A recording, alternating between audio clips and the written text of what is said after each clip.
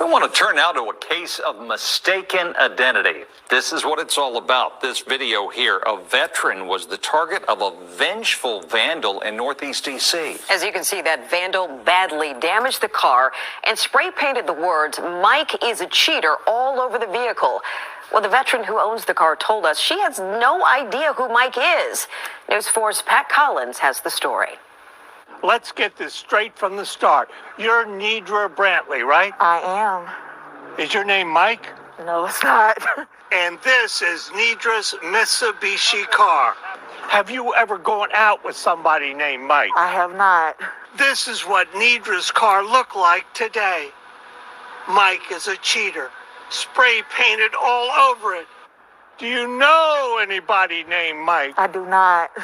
So you can imagine how Nidra felt Sunday morning when she came out and found her car violated, vandalized.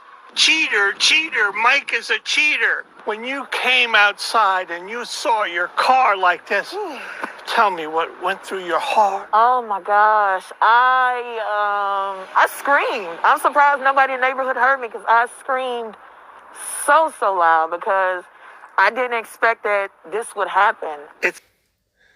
Okay, so wow. Listen, man. This sister, she got caught in a triangle or some kind of unwittingly caught in a triangle that she had nothing to do with. And this happens. I mean, this is what I've seen dudes that act like this, man, with other dudes. Be scary, man, but most of the time this is a female thing. Like, this is something a chick's gonna do to you. And it's a lot of guys' worst nightmare. But this one right here, Mike, Mike was out there. Mike was doing him. And this woman paid the cost for it. Absolutely insane. Vandalized. Cheater, cheater, Mike is a cheater. When you came outside and you saw your car like this, tell me what went through your heart. Oh my gosh. I screamed. I'm surprised nobody in the neighborhood heard me because I screamed so loud because I didn't expect that this would happen. It's not just the words, it's the driver's side mirror. It's the passenger side mirror. So what did the cops say?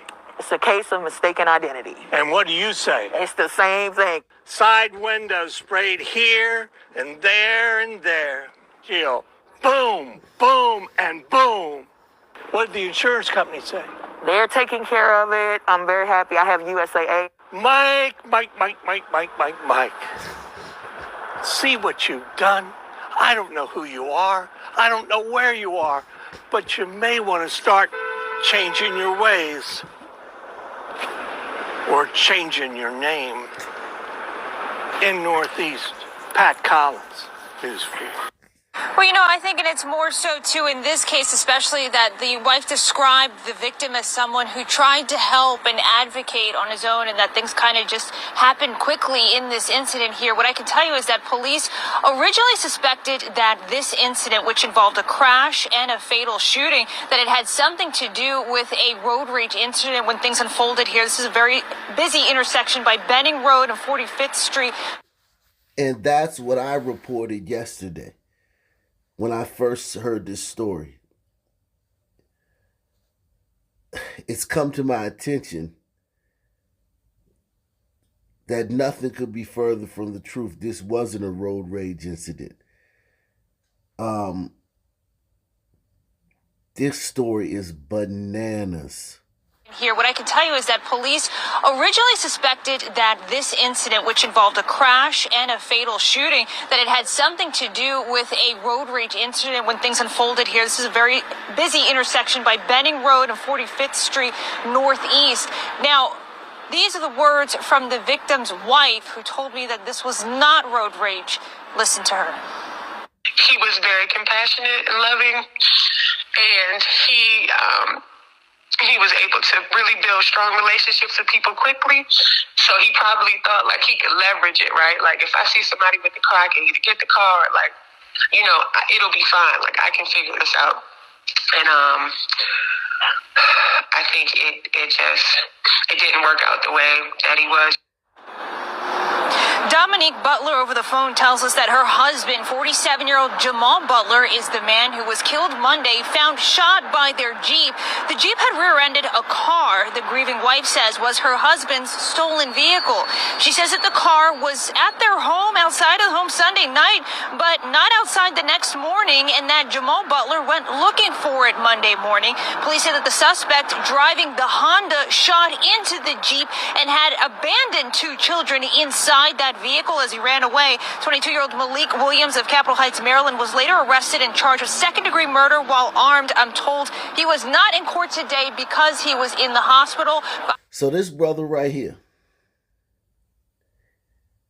he goes to sleep at night, him and his wife. They wake up in the morning, their car's not there. He goes out to look for the car. He's riding around looking for the car. Because as you know, the dudes who stole the car, they'll ride your car around the same neighborhood they stole it from. I did that before. I told you guys I did that before, and it was a dude that I knew who was in the car. And this was back in like 2001. And it was a car I just bought from auction. I told that story plenty of times. But anyway, you see the brother's likeness to Denzel Washington's character in Training Day. He looks a lot like Alonzo, man. So he was known all throughout DC as Denzel the Driver. He's a very well-known guy. Very, very beloved guy in the city. He drives people, dignitaries and athletes and rappers. He's like kind of like a celebrity chauffeur. And trust me, DC gets a lot of people, man. I mean, DC on the low, like we got so much going on in the city that, I could just imagine who he knows and who he's met. But he knows a lot. He's very known around the city. And from all reports, a dynamite guy.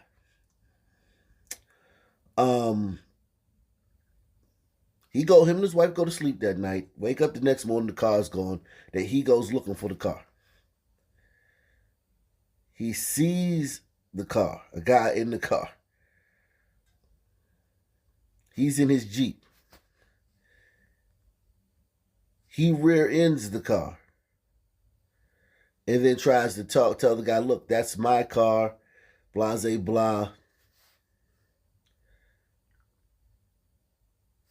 I don't know how you got it. I don't know what he said, but from all reports, this wasn't the type of guy that was going, you know what I'm saying, son? You got my... I'm about to...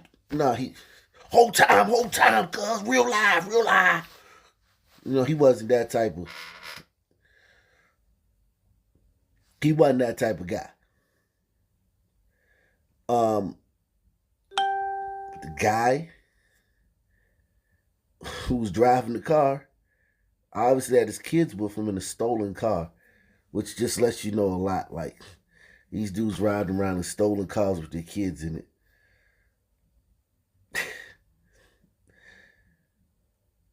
Hopped out, didn't like what's, and shot this man dead in broad daylight. I mean, and I think you guys don't understand where this is because you're not from DC. This is traffic, okay? The train station is right there to the left. Elevator goes down. People just coming up, appearing out of nowhere all day long. Escalator, elevator. Because the train is down below. Then the shrimp boat's right there. a major intersection. That this road that takes you out to PG County and then takes you to downtown, East Capitol Street. That road is like one of the major arteries in DC. Heavy traffic. There's a Denny's across the street, apartment complex. The police station used to be across the street.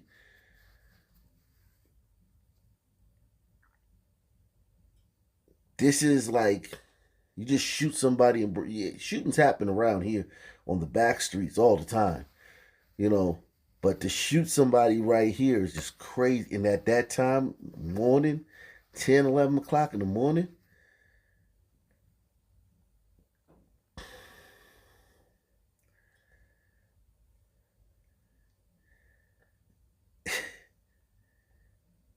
listen, man.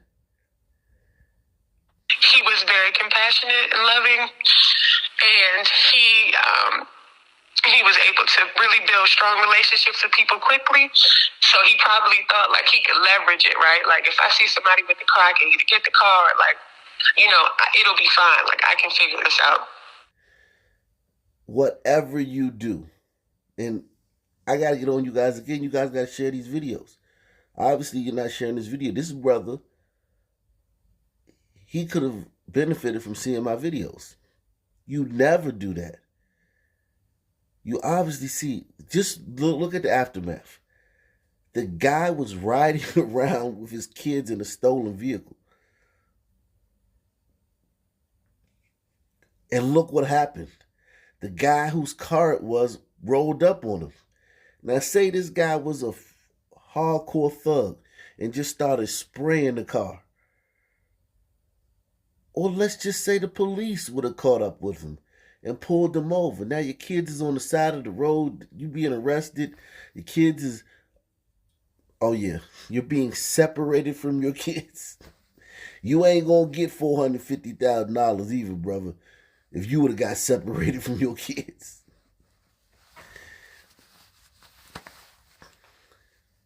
But you separated from your kids. They gonna take your kids somewhere. Maybe the mother comes and picks them up, whatever. But you won't be separated from your kids, Jack.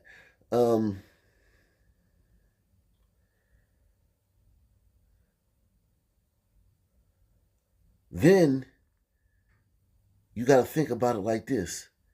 Can I compete with the people I'm up against? Are the odds in my favor? In this case, him being a family man, a career guy, he has a job he's been doing for a long time, stable, rational, seemingly sound mind guy, and you're dealing with a guy who's riding around in a stolen car with his kids in it, with a gun. And this is the typical guy that would be riding around in your car after it's stolen. You have to think, you have to weigh the odds, guys. I can't compete with that. So I'm going to let sit this one out. And there are things that those guys can't compete with you at. Like you have gifts and skills and situations that you excel in. Where these guys, these thug dudes, these hoodlums, these goonies, these savages, these, demons, whatever they call themselves, they don't want to compete with you in certain situations. Like going to the bank and getting a loan. Going on a job interview.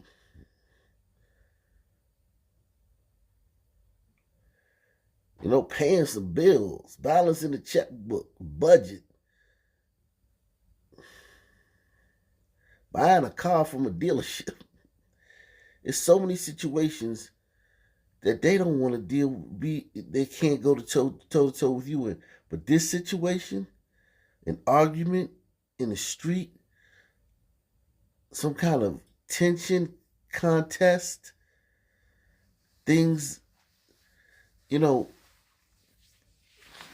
being very sketchy and and helter-skelter in unpredictable situations.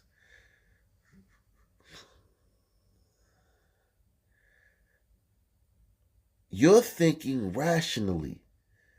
You're thinking, all right, man. Look, man, just give me the car back. I'll give you $20. You can catch a cab, take your kids wherever you got to go, catch an Uber, whatever. But you have to give me my car back. You're talking to someone who's riding around in a stolen car with a gun with their kids in the back.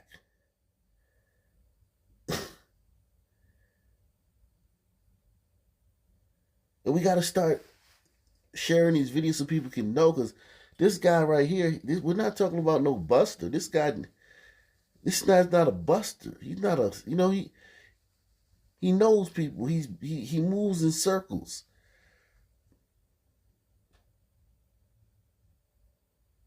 He's been around the block a time or two.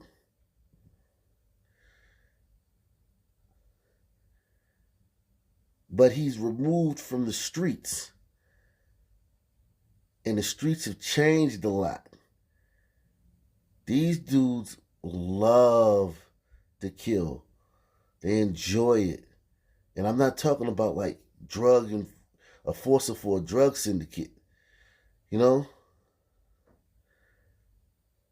I'm talking about just randos. They're all just quick to kill. Life means nothing now. Has nothing to do with the pandemic. It's all them. It just is an energy. There's a zeitgeist going on in the streets. So if you've removed yourself from the streets, let's say this guy ain't been in the streets since the 90s. But he's been, he's still, tied to his community. May go around the old way on 4th of July or go to functions around the way, different neighborhoods, active in the community. He knows exactly what's going on. But you never run up on these guys, man, like that. You let the police handle it. And if you got a problem with the way that somebody got killed, some crackhead got killed by a cop in another state, or some hooligan in your city got into a fight with some cops and got beat up or something, and you don't like it, move to China, move to Ecuador, move to the Congo. But as long as you're here, call the police on them jokers. Dominique Butler over the phone tells us that her husband, 47-year-old Jamal Butler, is the man who was killed Monday, found shot by their Jeep. The Jeep had rear-ended a car the grieving wife says was her husband's stolen vehicle. She says that the car was at their home, outside of the home Sunday night, but not outside the next morning, and that Jamal Butler went looking for it Monday morning.